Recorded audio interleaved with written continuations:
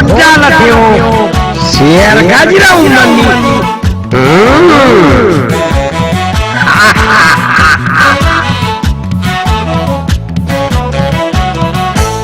Si argaa jira Foddalateo si argaa jira uummanni. What's up? What's up? What's up? Foddalateo si argaa jira uummanni. What's up?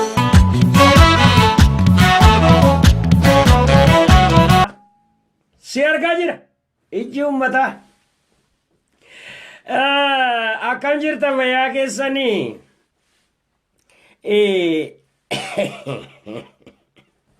Ani akkam jirtu fayyaa gargari banneerra fakkaata. Amma gara fuulduraatti akka isin na dheebottan abdiin qaba. Maaliif turreeti dhiyeessina. Si yaadnee qaba. Nama na yaadata akkasii. Nama na yaadata akkasii. Egaa. What's up, bro? Welcome to Qophii Foddalateo. Yeah.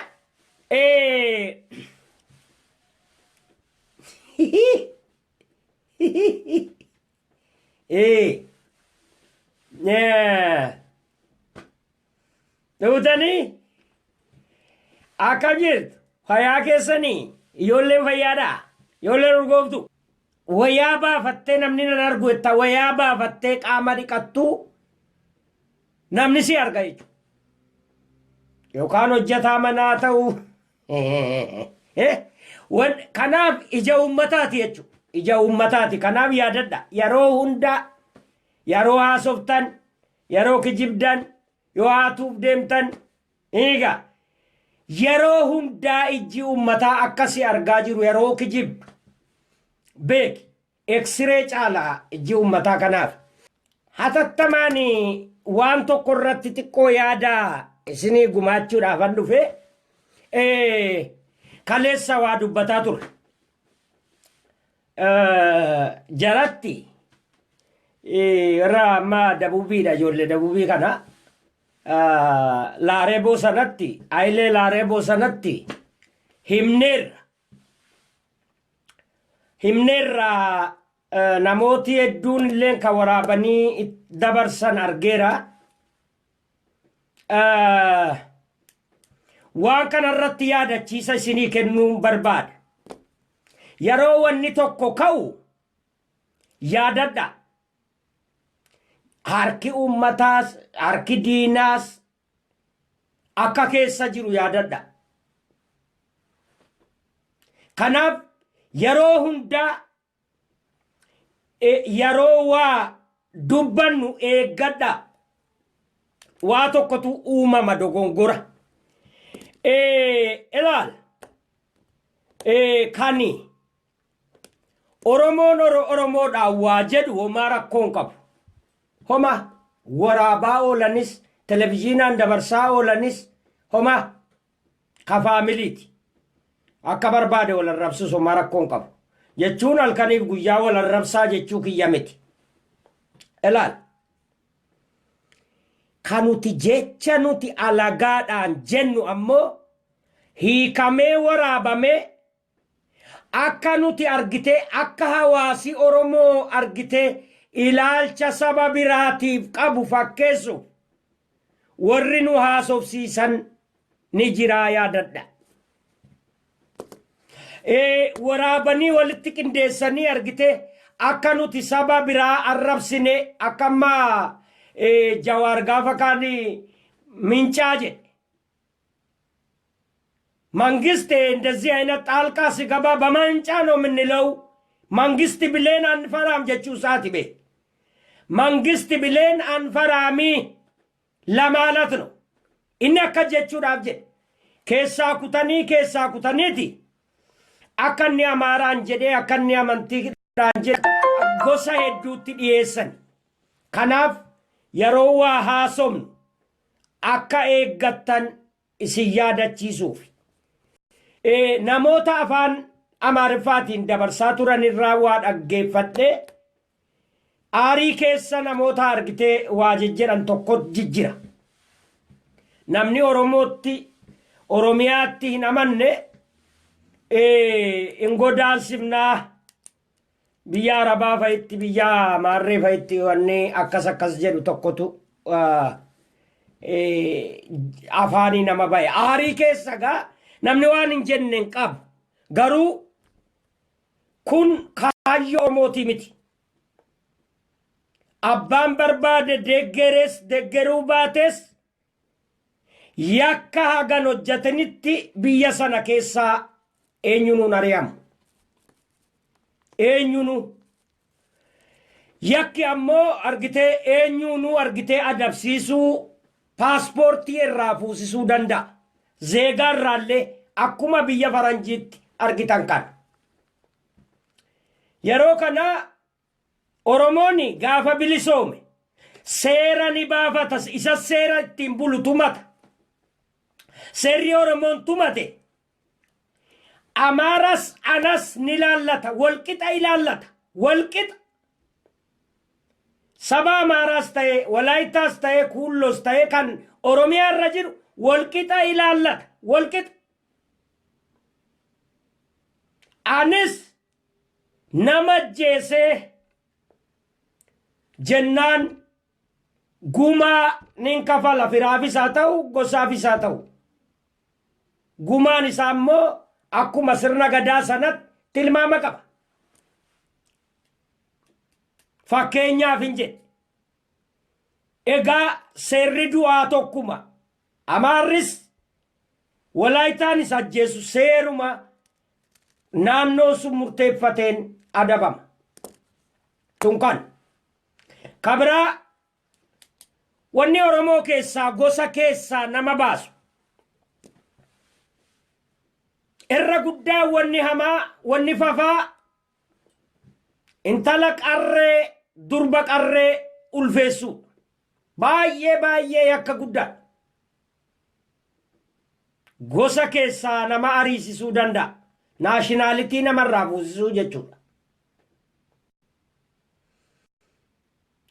Inni kun argitee aadaa Oromoo keessatti gosa keessaa baasisa. Sirni gadaa keessatti akkas.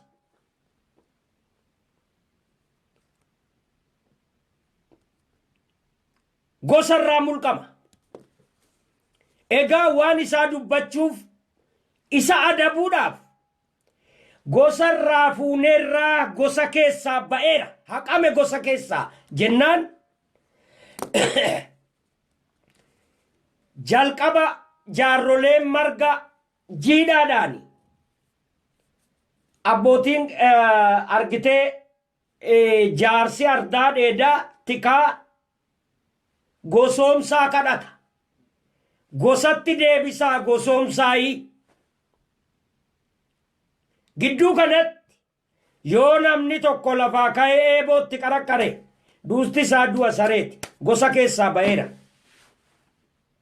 Kanaaf yakki isaa dubbatamuuf hin gosooma dura. Gosatti deebisanii akkasiin adabi isaa ilaalama. Egaa jara keenya waan kana kaaseefi waan argaa dhageettii anis hagan beeku argitee namoota argaa dhageettii beekanis argitee waliin afeerree gara fuulduraatti ni baranna. Kanaafi yeroo waa jennu keessaa'uu saba biraati akka of eeggannu barbaadeeti. Akka of eeggannu arrabii gaarii miti jechuun gara gosaatti hiikama. Gara sabaatti hiikama. Waan nuti kaayyoon kan keenyayyuu kaayyoo argitee nama lafarraa buqqisuu kanaan durayyuu holalli hin jirre nurratti haasa'amaa ture. Kanaaf yeroo akkasii waa eeggachuun gaarii. Yeroon akka jedhu nama argitee afaaniin argitee nutti buussoo deeffatu afuura ajaa'u kan deefuu ajaa'u buussoo jedhani maalinni minaan uke yoo namni nyaatee argitee food poisoning jedhanii argitee midhaan garaa namaatti ukee jedhe afuura nama ajaa afuura akkasii yeroo namni namatti deeqqifatu afaan keessa dhoomna haa ta'u ammoo guddoo argitee eeggachuun gaarii kaani qinee akkuma jarri nu barsiisanitti qinee keessa waraanuun illee barbaachisa garuu abbaan irraa quncifatu kanaaf yeroo argitee miidiyaa irra baanu sabaaf sablammoota haa eeggannu jechuu kooti in eeggataan jirru jechuu miti duraanuu namooti hedduun sodaa akka oromoo irraa qaban ni beekna nuti ammoo argitee nama argitee saba guddaadha gosa guddaadha jedhee saba xixiqqaatti roorrisullee miti kanaan dura argitee biyyattii bulchaa turree bulchiinsa yakkine hin qabnu shakki holola diinni nurratti banetu yeroo hundaa nurratti haasa'ama kanaaf haga danda'ametti haa eeggannu jechuu barbaadeeti kan keenya homaa rakkoon qabu kan keenya siin argitee ati kan akkasiiti jedhani suni homaa rakkoon qabdu guddoo namni itti si waliman oromoodhuma waan ta'eef suni argitee haala itti ilaalamu qaba haala itti ilaalamu kaan ammoo bifa jijjiirrata kanaafani wal qabuun wal gorsuun barbaachisa keessa seenuu hin barbaanne isiniifuu ni gala jedheeti ilmaan oromoo martinuu waa hunda beektan jecha hunda ni beektu kan jedhanii dubbatan hunda ni beektu oromoo irraa dhalattanii oromticha irraa dhalattanii ilmaan hayyootaati dubbiitu har'a argitee duddaan nutti dhuftee wanni hundi nurkaa badee jennaan nama wal araarsus nama of araarsus nama argitee taa'ee kajaarsaatti wal qabus dhabne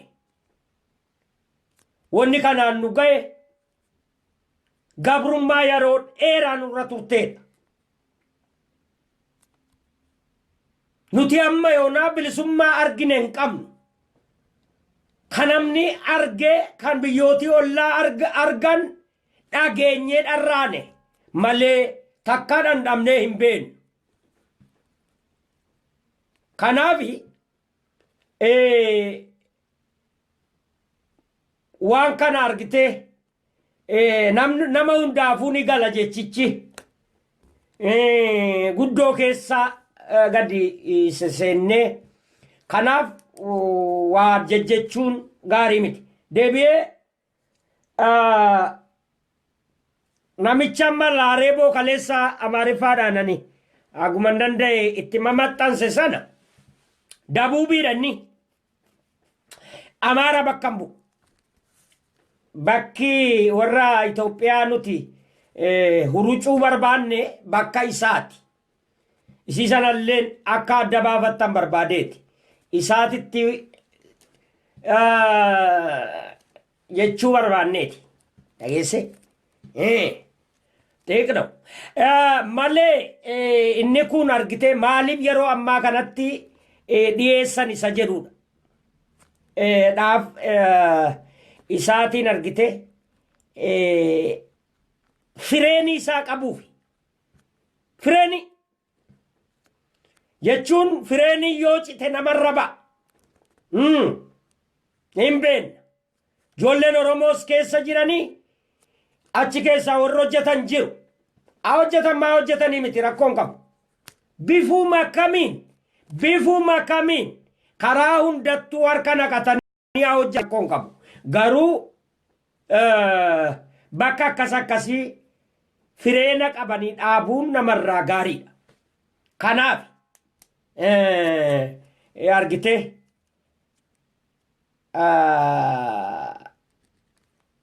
arreen baarree taatee ofittuu gabaabsiteedhan. Isa kanaaf akka nu keessaa bahee argite nurraan gaallamne barbaanneeti.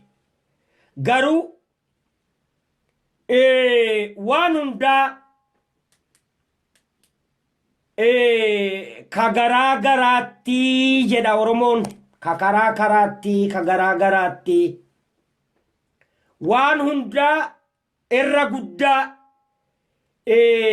haalli akkasii yeroo ka'u isa baamnurra inni garaatti qabannu guddachuu qaba. Isiniif gala. Isin hundatu beektota narra argitu. Garuu gaa nama gadi bahee argite waan sodaanne waa dubbatu haa ta'u malee isin hundinuu beektu. Kanaaf eeggachuun gaariidha.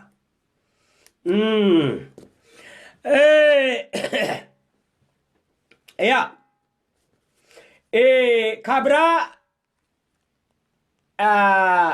keessa immoo ooluun gaarii miti. Eessa ooluun? Maaliif? Adeemsa amma itti deemaa jirru ba'aa hamaatu nurra jira laal.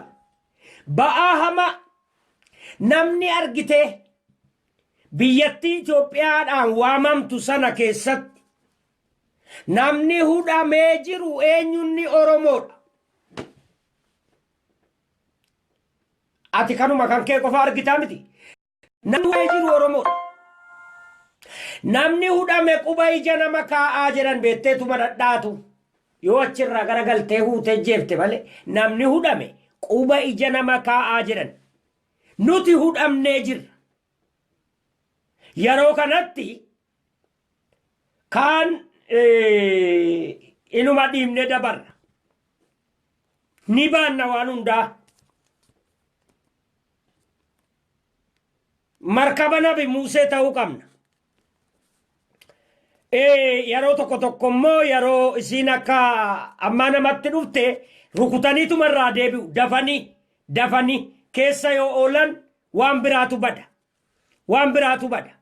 Kanaaf yeroo hundaa kan nuti aara galfiin qabne halkaniif guyyaa hojjechuu qabnu TPLF warra argitee genocide hojjetaa jiru. Hojjechiisaa jiru.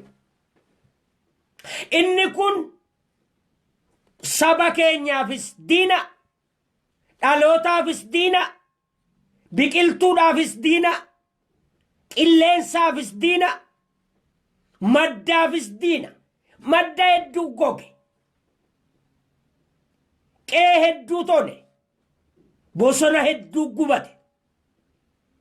Namni akka sabni Oromoo baqate bineensi kan keenyalleen yeroo lammataa TPLFiin baqate. Gaafa duraa yeroo Haile Sillaaseen aangoo qabateen kan bineensi Oromiyaa baqatan. TPLF eega dhufee lafatti bidda qabsiisu sababa adda bilisummaa Oromooti. Sababa waraana bilisummaa Oromoo balleessu fagootti arguudhaaf xiyyaaraan to'achuudhaaf jecha ibidda Oromiyaa bosona Oromiyaa guutuutti gube. Egaa kun maaliif? Sababa bosonni gubateen nama qofa baqate seetan malee bineensi Oromiyaa keessa jiran beeyladaan akka jirutti baqatan. Akka jirutti. Yeroo Haile Sillaasee keessa Haile Sillaaseen qawwee namatti reega biyyattii to'atee booda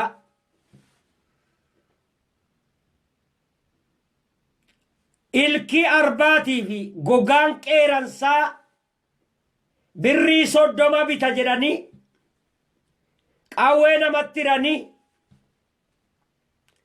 adamoodhaan itti ba'anii Oromoon utuu hin beekin bineensi godaane. Bineensi Oromiyaa keessaa yeroo godaanutti golbo Keeniyaa keessa akka jiruun yeroo sana immoo Ingilistu qabatee jira lafa biyyattii Keeniyaa kan baqatee achi nammee achitti Ingilis mooraatti ijaare kana seenaa dubbata. Seenaan galmaa yoo dubbachuu baatelleen jaarroleen amma lubbuudhaan jiran jiru.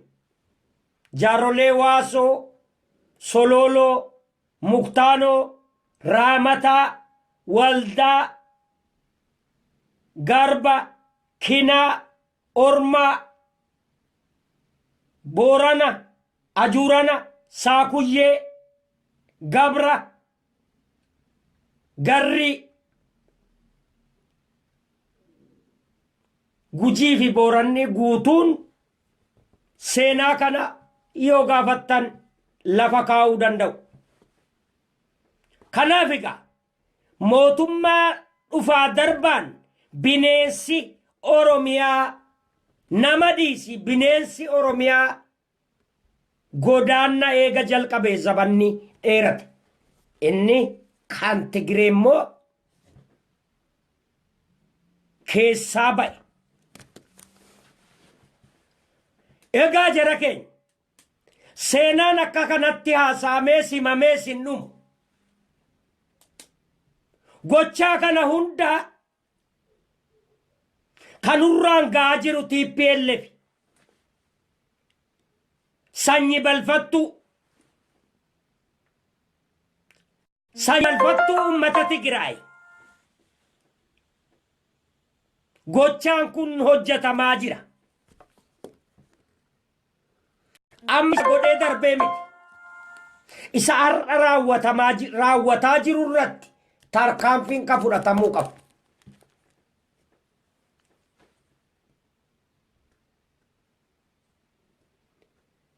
Isa kaleessaa seenaan bor dubbata. Garuu isa har'a hojjetamaa jiru har'uma deebisaa argachuu qaba. Har'uma. Kanaaf egaa yeroo hundaa waan tokko yeroo argine akka keessa utaallee argite isaaba malee wayittiin dabarre. Wal qabuun, wal gorsuun, wal kabuun wanni barbaachisuuf kanaafan dafee yaadachiisuu barbaada. Hin beektan jechuu miti. Ni beektu. Wal yaadachiisuun gaarii. Akkuma amantiin Islaamaa jedhu wal yaadachiisaa jedhan irra deddeebi'aati. Egaa jara keenya amma wanni nuti halkaniif guyyaa haasofnu ummata keenya dhumataa jiruuf isaaf dirmachuun dirqama. Ammallee irra deddeebinee argitee beeytoti jaarroleen waan argitee amma liyyuu poolisiitii fi argitee maaster pilaaniitiin ummanni keenya hiraaraa jiru. Buqqaa jiru kanaaf hatattamat namooti dandeettii qabdan waan tokko sodaa malee itti seentanii goofandii bantanii akka dirmachitanii fi dirmattan. Maaliif wanna kana gaafatamuma fudhadhaa itti seena. Silaaftuu maqaan nama baduun hinaaf. Waan amma goggodhamaa jiru keessa irratti hin arginaati argitee namuma waa hojjetutu arrafama. Kanaaf arrabas fudhachuudhaaf of qopheessa. Namni argitee namaan deemu hundaafuu of qopheessee gadi ba'a. Kanaaf yeroo gabaabaatti dirmachuudhaaf balbala nuu saaqa. Isa kana jajjabeessinee halkaniif guyyaa wanni nuti argitee haga laagaa nu tarsa'utti iyyuu qabnu. Kaan hin furama. Qabsoo buuratu fura waan xixiqqoo.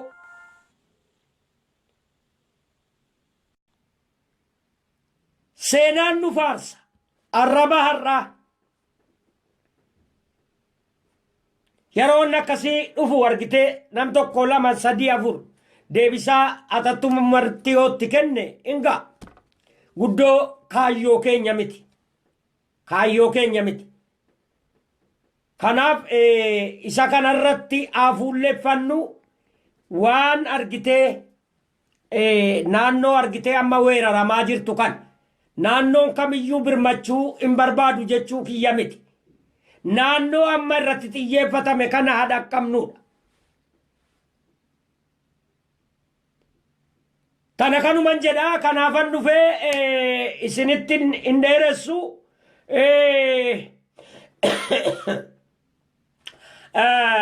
qoosaa fi xabni keenyas akkuma ta'e itti fufna yeroo biraa ganama afaan isinii qabadhee dhiyaadha.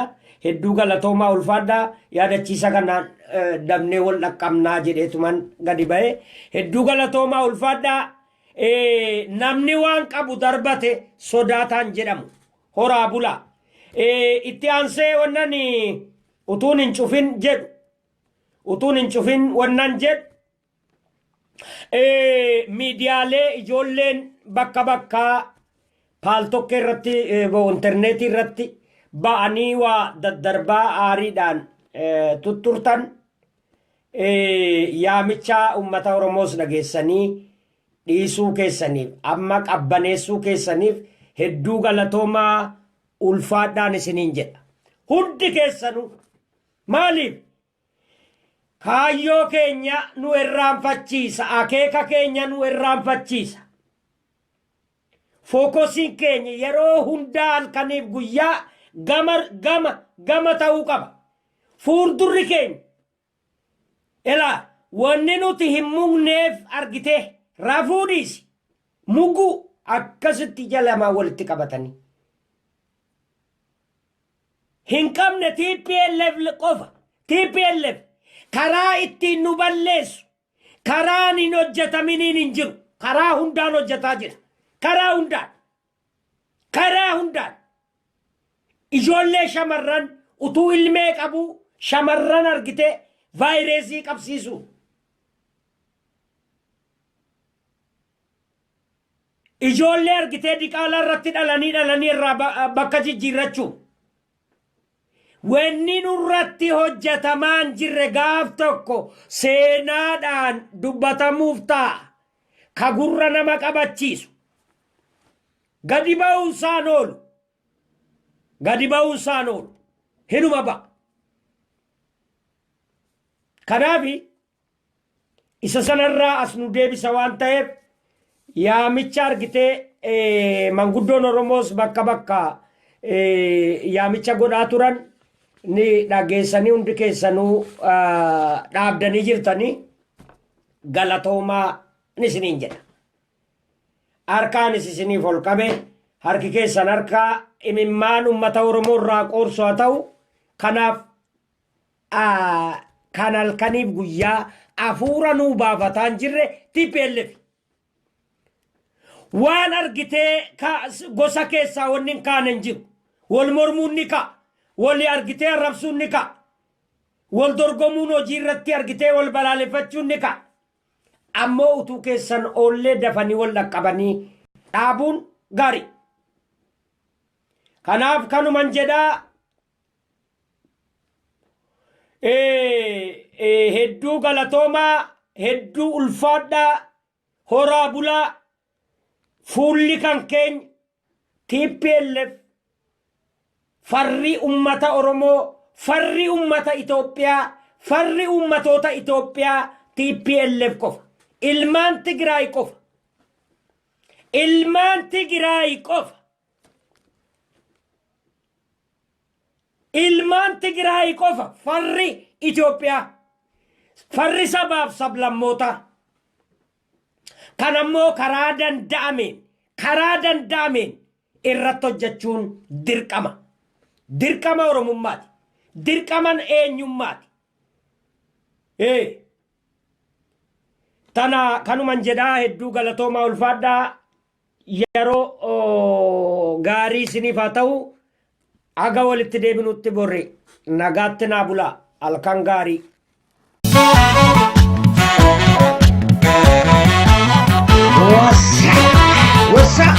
Hoda la teo, share gajira umani.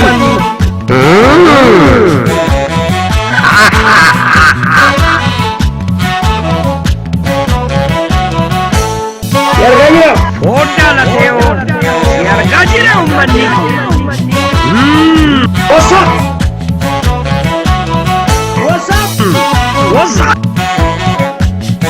Hoda la teo, share gajira umani. What's up?